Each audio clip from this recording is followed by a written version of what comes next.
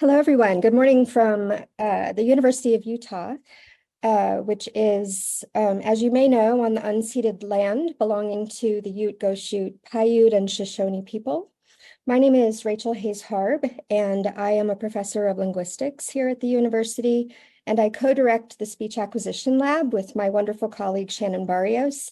I know that there are a number of members of our lab here. I'm so glad to welcome them and to also say hi to familiar and new friends in the audience here today.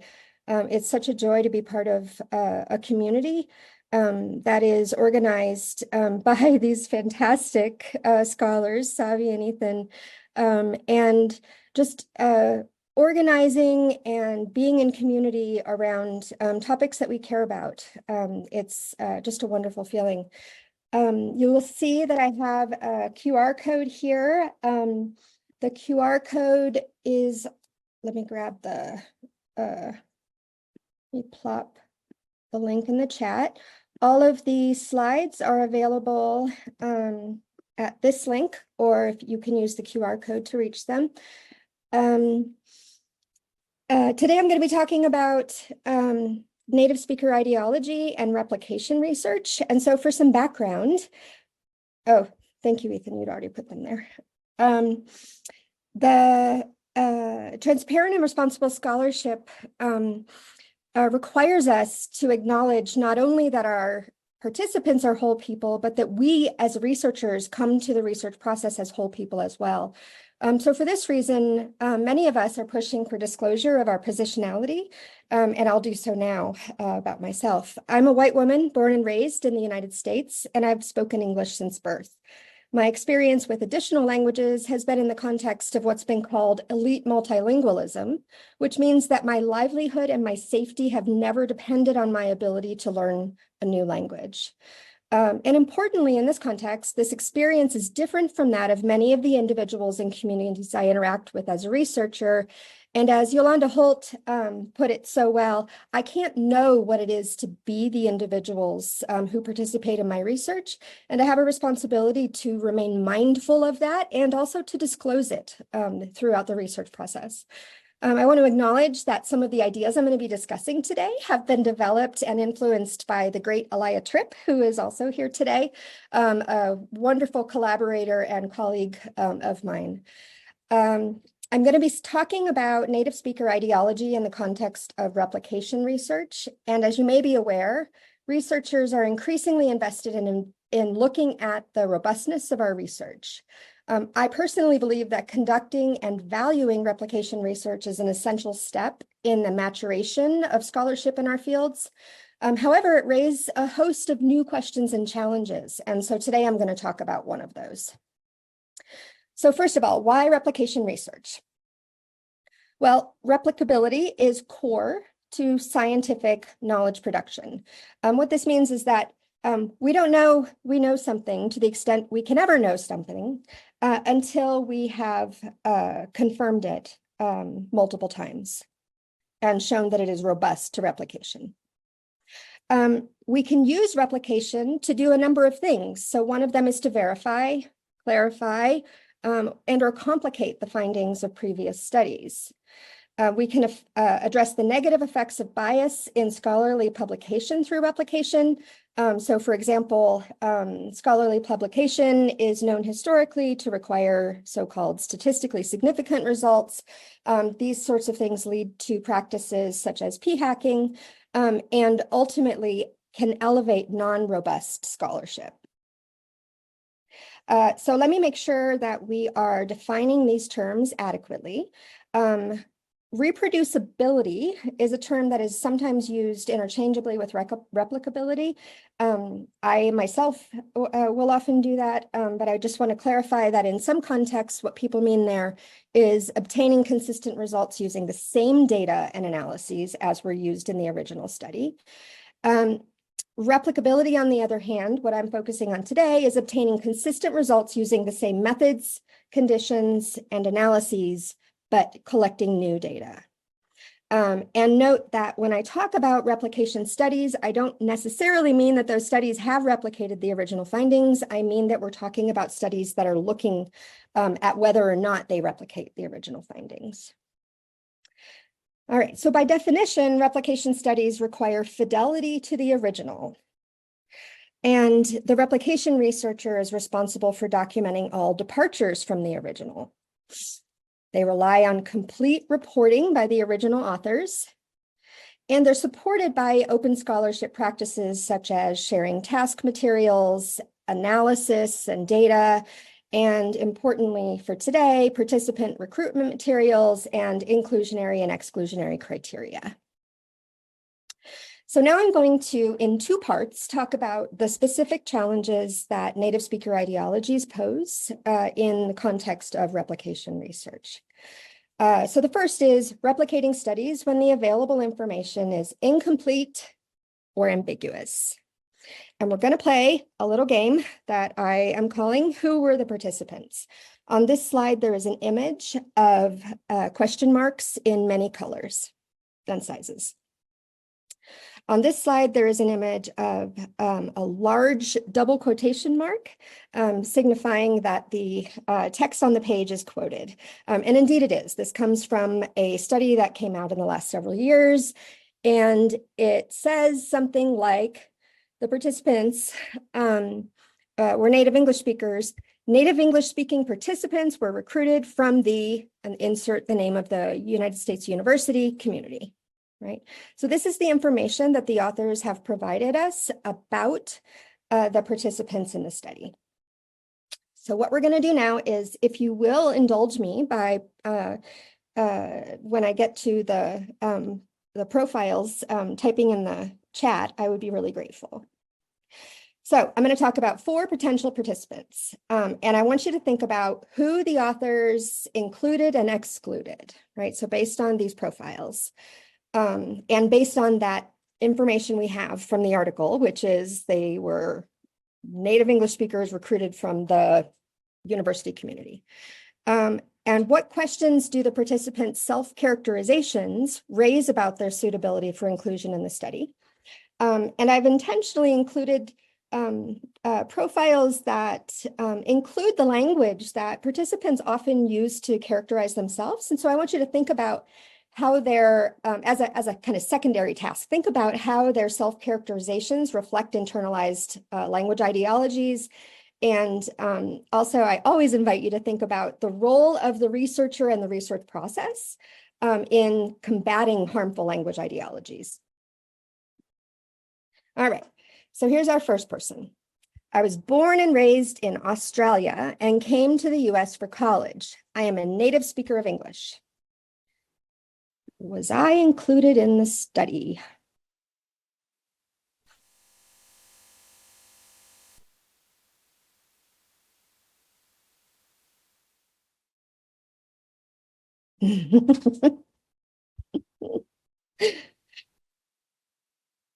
Great. What if my parents are both native speakers of Tagalog, but they only ever spoke English with me and I don't really speak it? If they're white, yes. Right, depends on the university. Okay, so the university maybe will give us some more hints about whether or not it is a US university. Okay.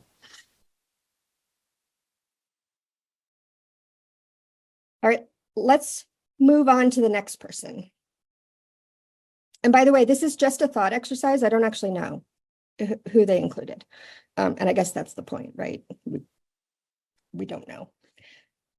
I was born and raised in the US and grew up speaking with a very strong regional accent, which I have worked hard to overcome. So there's some language ideology there around overcoming accents. Am I a native English speaker included in this US university study?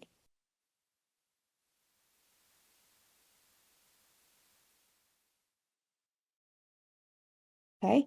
What if I consider myself bilingual because I have a 2-year Spanish streak on Duolingo? Great. So I'm seeing depends on the research question. Excellent. Good. So we're seeing that whether or not someone should be included might depend on the research question. Excellent. All right, how about this next person? I was born in China and was adopted by an American family when I was 12 months old. I've spoken English for as long as I can remember, and I am a native speaker.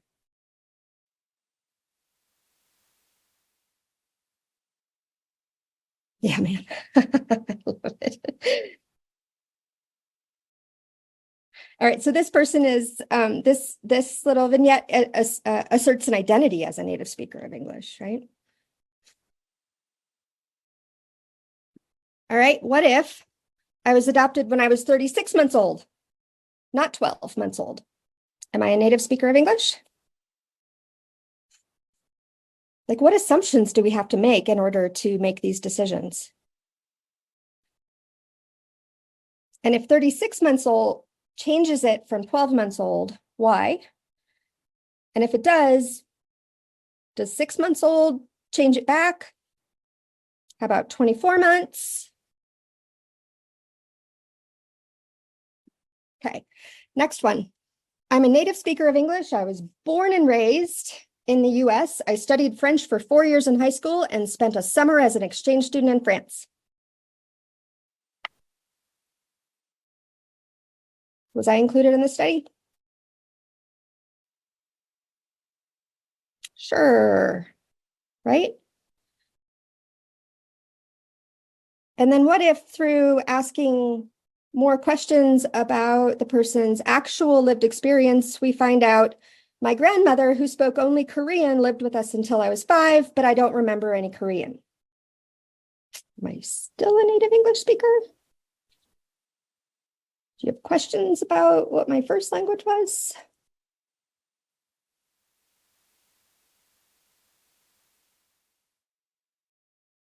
Now it depends on the research question. Excellent. Good. So what I hope we've done is illustrated that if we bother to ask, we might actually learn some more complicated things about the linguistic experience of our participants. Even when our recruitment materials say, if you're a native speaker, come on over, right? People may self-identify as such for any of a number of very complicated reasons. If we are not curious about what their actual experience is, and instead rely on these categorizations that have questionable utility at this point, we may actually include people that we don't mean to include, or we may exclude people we actually do mean to include. One of the things that I really like about thinking this way is I think our science gets better too, because remember, we're sampling populations. And if we haven't clearly defined the population we mean to sample, then we're not actually going to sample it effectively anyway. All right. So just a question to leave you with: how would you determine which language-based inclusionary criteria to use in a replication study if the only instructions you were given were the ones that I presented at first, native English-speaking participants recruited from a US university context? And then how would you implement these criteria? Think about implementation in the context of recruitment materials, participant screening, and background questionnaires. Okay, moving on to part 2. This part is about replicating studies without replicating their harms. So we have an opportunity in replication research to try to confirm whether or not previous findings are robust to replication. But if we think only in the rigid sense of fidelity to the extent possible to the original study, we may actually be replicating the harms of the original study. And so now we're going to talk about how you might navigate this challenge. So as I'm sure are all aware, categories are necessary for certain kinds of research, but categories are just inherently simplifications that don't capture the complexity of individuals' actual lived experiences, right? So this is just like definitionally, categories don't do this. So we have to use terms in ways that describe the phenomena we're interested in. We have to figure out categories, ways of talking about individuals that describe what we're interested in as accurately as possible, but also don't harm the communities that we study. So what are the kinds of harms we're talking about?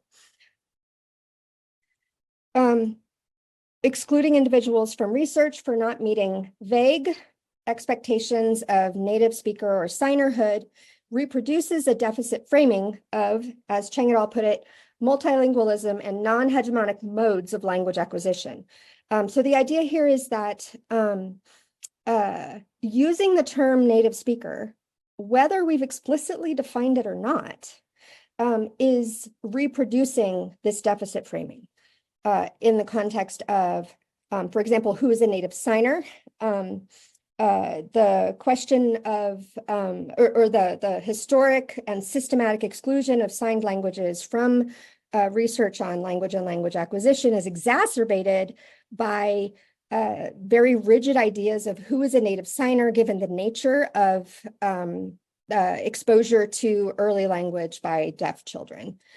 And who is a native speaker of English, right? We know from research by some people who you're going to hear from today that this construct of native speaker of English is intertwined with whiteness, and that when we talk about who is a native speaker of English, we mean a whole bunch of things that are independent of linguistic experience. So the challenge then in this context is sometimes fidelity to the original study and respect for study participants and communities are in conflict. And it is precisely this conflict that I want to talk about. So the replication researcher has to navigate things with care, making and justifying changes, sometimes to important things that we think of as off limits in a replication study, for the purpose of conducting a responsible study. So I'll give an example. I recently conducted a replication study where we were given effectively from the original study the description of the participants that you saw. It was different, but it was effectively the same, like native speakers. And we're left to assume that native speakers means native speakers of English because the study is about English. Then they also studied some people who were characterized as non-native speakers who spoke another language. We first struggled with how they define the terms and what the category assignments, right, what these criteria were. And so what we chose to do instead was use a rich language background questionnaire approach. And then we ended up binning participants according to a set of criteria. I know, Sabi, right? English is so default that we just say native speakers. And so we explicitly departed from their procedures, and we explicitly included people who maybe one of our reviewers thought wouldn't have been included by the term native speaker. So we were actually first struggling with the vagueness of the native speaker terminology in the original study and figuring out how to implement it in our replication study. But then we had to negotiate what the reviewer thought native speaker, what the original authors meant by native speaker in the review process, right? So this vagueness caused a really interesting complex of negotiations. We decided to have a very expansive view, relative apparently to this reviewer, of what native speaker means. And our lack of replication of the original finding, this reviewer attributed potentially to our expansive view of what native speaker was. So what we needed to do was negotiate with the reviewer our values regarding what native speaker is, and also argue at the same time that without having made the specified what the criteria were that were actually used to determine this in the original study, we were left without the instructions that we needed, and therefore needed to impose our own values on the replication study. I find this to be absolutely fascinating, just as a scientific and social activity, right, to negotiate these things.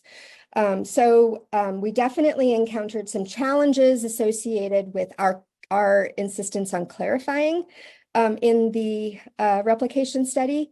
And in fact, it was precisely the transparency that we employed that got the reviewer's attention and led to critiques of our definition of native speakerhood. I find this to be a really interesting consequence of what Alaya and I have called critical replication studies. All right. So the researcher then is responsible for ensuring that the research record is accurate and complete, and that it treats participants and communities with respect.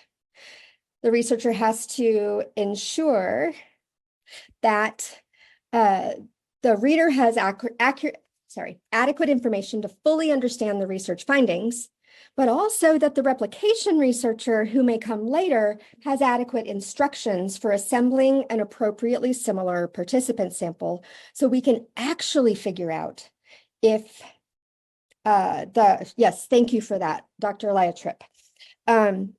So we can actually figure out if the original findings were replicated.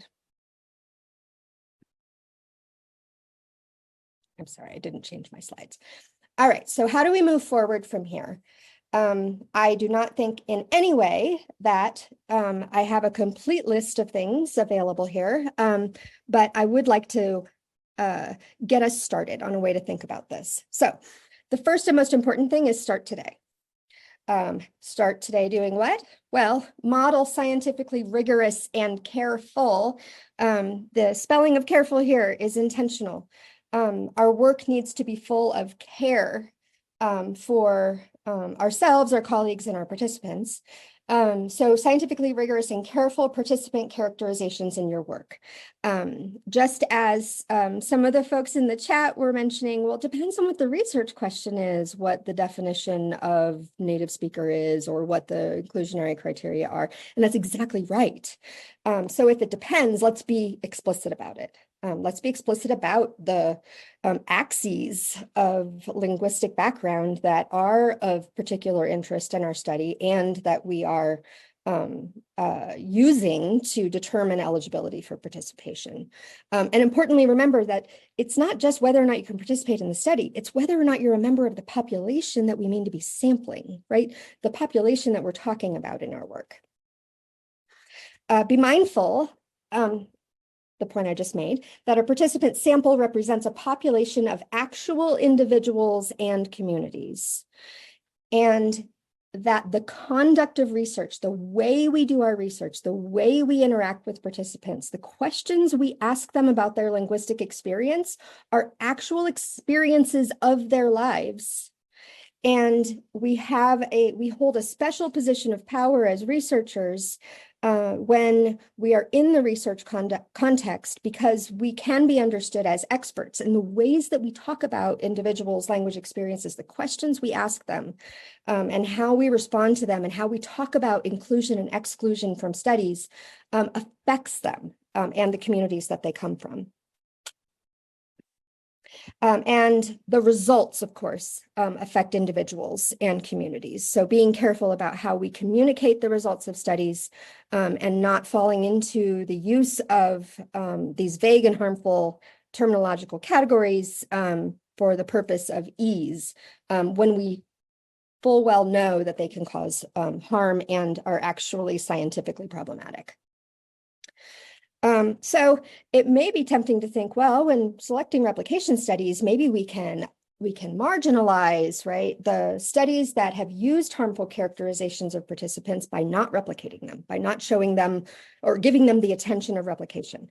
First of all, I have been doing this long enough to have been someone who uses harmful characterizations of participants in my research. I have absolutely done it. I have plenty of publications where I have characterized humans in ways that I cannot defend now. So there's that, but there's also the fact that if we avoid replicating studies where we would have to navigate this difficulty, we're actually letting those studies stand without the scrutiny of replication, which is actually what they deserve. I want to acknowledge that not everyone has the same kind and degree of professional protection. So I would encourage those among you who can and who have the kind of professional protection that allows you to do so, submit those influential studies to the scrutiny of replication. But in doing so, assert new, more ethical and more respectful ways of characterizing participants' language experiences. And finally, use supplementary materials and repositories to augment information that fits in an article. So one of the challenges associated with these really robust and respectful characterizations of participants' language backgrounds is that it doesn't always fit in the article, right? And we're working with reviewers and editors who may have because they haven't had the opportunity to work through these issues, who may actually believe that it is not appropriate to provide all of this information and that these categories are actually far more useful to the field. In that case, plop it on OSF, use the IRIS database, put it somewhere where the public, the readership, and the individuals and communities who are affected can have access to these things. So in these repositories, provide additional information about participants' language backgrounds, provide these full descriptions, also being mindful of maintaining the privacy of the individuals. Make your recruitment materials and your participant language experience questionnaires openly available through these repositories. Provide future researchers replicating your work with the instructions that they need. You don't want to be in a position to say, oh, well, they didn't replicate it because they sampled a different population than we did. Well, if they sampled a different population than you did, is it because you didn't actually describe your population? Importantly, in sharing your materials, you can provide other researchers with the examples that they can build on as we all push back against essentialist characterizations of language in our field. Thank you so much.